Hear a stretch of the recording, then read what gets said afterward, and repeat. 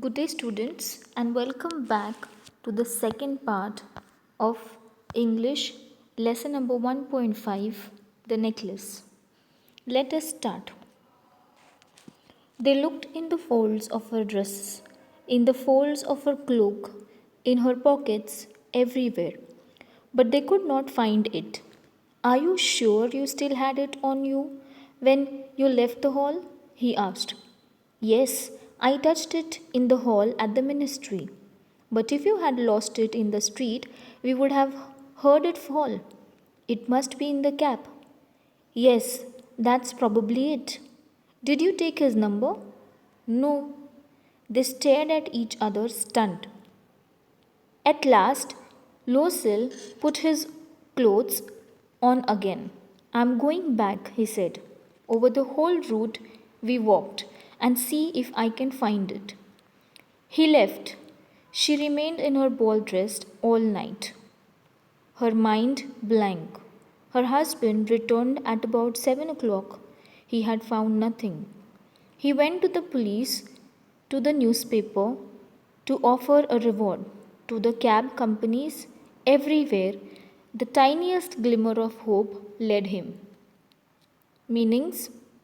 Probably, most certainly, as far as one knows or can tell. Stun is so shocked that one is temporarily unable to react. Glimmer is shine faintly with a wavering light. Here, they started finding the necklace in her dress and its folds and everywhere, but could not find it. They started recalling that it might have fallen in the party hall, the cab, or the streets. They had not even taken the number of the cab. Mr. Loisel wore his clothes and went back again on the same way they came. Mathilde remained in her ball dress. Mr. Loisel came back at about 7 o'clock with nothing positive. He went to the police, newspaper, cab, companies to offer reward, hoping for something good to happen. Moving on to the next part, she waited all day in despair at this frightful disaster. Loisel returned in the evening, a hollow, pale figure. He had found nothing. You must write to your friend, he said. Tell her you have broken the clasp of her necklace and that you are having it mended. It will give us time to look some more. She wrote as he dictated. At the end of 1 week, they had lost all hope. And Loisel, who suddenly looked aged, declared, we must consider how to replace the jewel. And so they went from jeweler to jeweler looking for a necklace like the other one, consulting their memories, both sick with grief and anguish. In the shop at the Palais Royal, they found a string of diamonds which seemed to be exactly what they were looking for. It was worth 40,000 francs. They could have it for 36,000. Meaning, frightful, very unpleasant, serious, or shocking. Disaster, a sudden accident or a natural catastrophe that caused great damage or loss of life. Hollow is empty or meaningless. Grief is intense sorrow. Anguish, several mental or physical pain or suffering. Here she was upset the whole day. Mr. Loisel returned back with nothing this time too. He suggested Mathilde to tell her friend about the mishap, that the necklace is broken at its clasp and you are having it mended, and you will need a little more time to return it. She did what Mr. Loisel said. They started going from one jeweler to the other. Fortunately, they found a string of diamonds, exactly what they were looking for, worth 40,000 francs, and they could have it for 36,000 francs. Moving on to the next part. So they begged the jeweler not to sell it for 3 days, and they made an arrangement that he would take it back for 34,000 francs if the other necklace was found before the end of February. Loisel had 18,000 francs which his father had left him. He would borrow the rest. And he did borrow. He gave notes, made ruinous arrangements, dealt with every type of money lender. Then he went to get the new necklace and laid down on the jeweller's counter 36,000 francs. When Madame Loisel took the necklace back, Madame Frostier said coldly, "You should have returned it sooner. I might have needed it." From then on, Madame Loisel knew the horrible life of the poor, but she played her part heroically. The dreadful debt must be paid, she would pay it. They dismissed their maid, they changed their lodgings, they rented a garret under the roof. Meanings: ruinous is disastrous or destructive. Heroically, in an admirably brave or determined manner. Debt is a sum of money that is owned or due.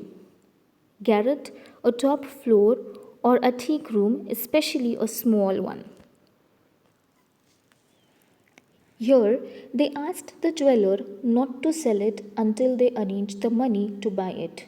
Mr. Loisel had 18,000 francs and decided to borrow the remaining. He approached every type of money lender and got the money. They took the money and went to the shop to buy the necklace. Soon she went to Madame Frostier to return the necklace back. Madame Frostier told that she would have returned the necklace sooner. Madame Loisel had witnessed a very horrible life after the loss of the necklace, but she took it heroically.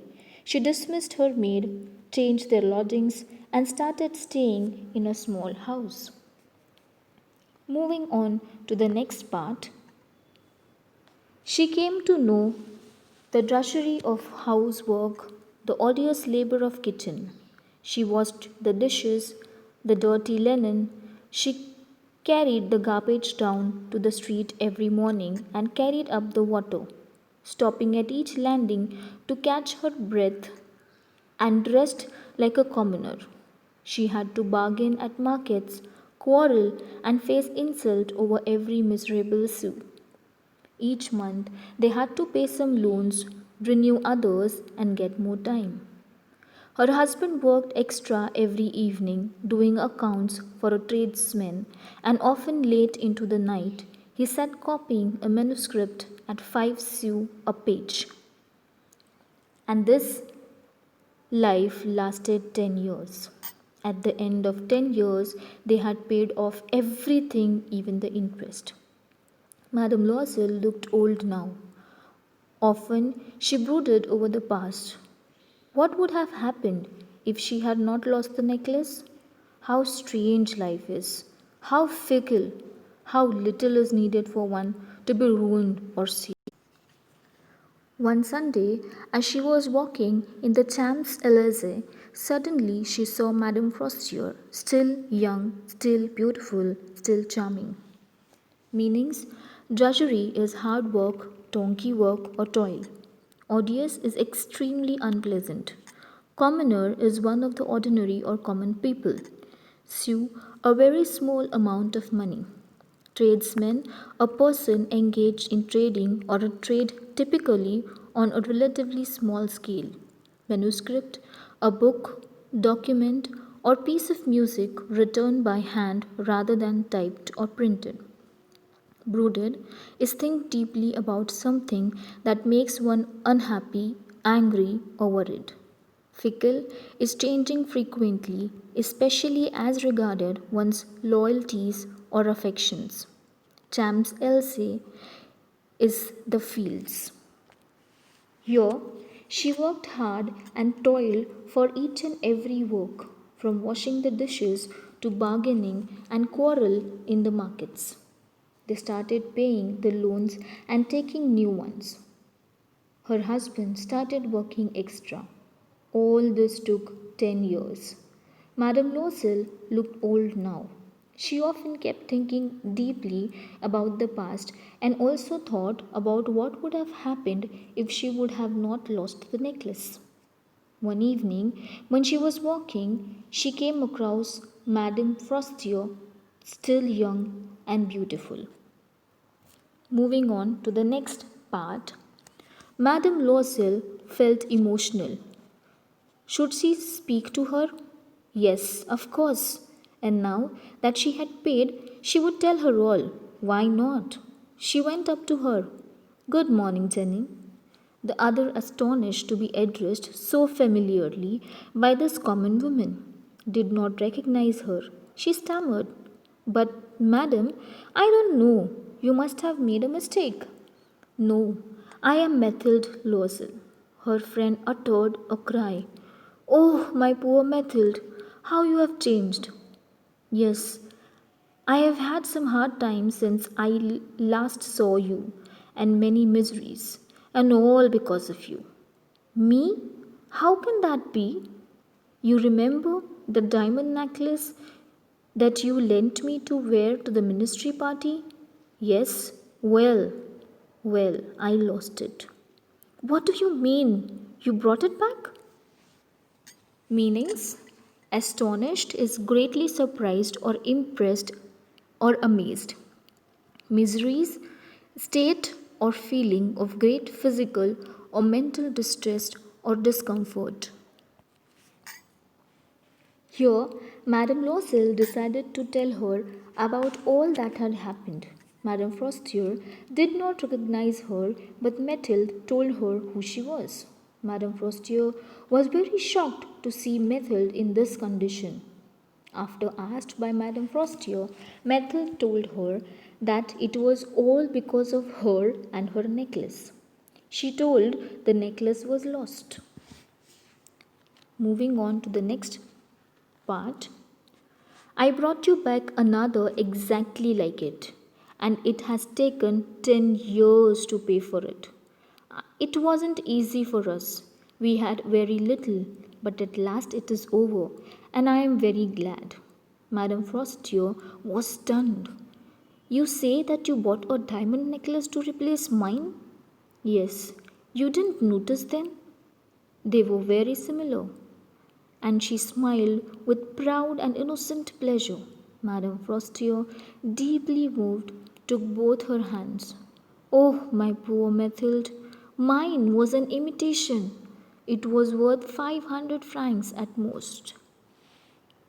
Meanings: innocent is not guilty of a crime or offense. Imitation, a thing intended to stimulate or copy something. Here, she told her that she took a new necklace exactly the same and it took 10 years to pay its price, while it was very difficult for them. Hearing this, Madame Frostier was shocked and stunned and told her that she had not even noticed the necklace she has brought back was real diamonds. Madame Frostier was deeply moved. She embraced Mathilde and told her that the necklace was an imitation worth 500 francs and not a real one. So, students, from this lesson, we learn that we should always be satisfied and contented with what we have. So, I hope you have understood the lesson, the necklace.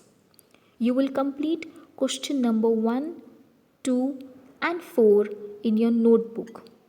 This is all for today. We will meet back with a new topic. Until then, thank you and have a wonderful day.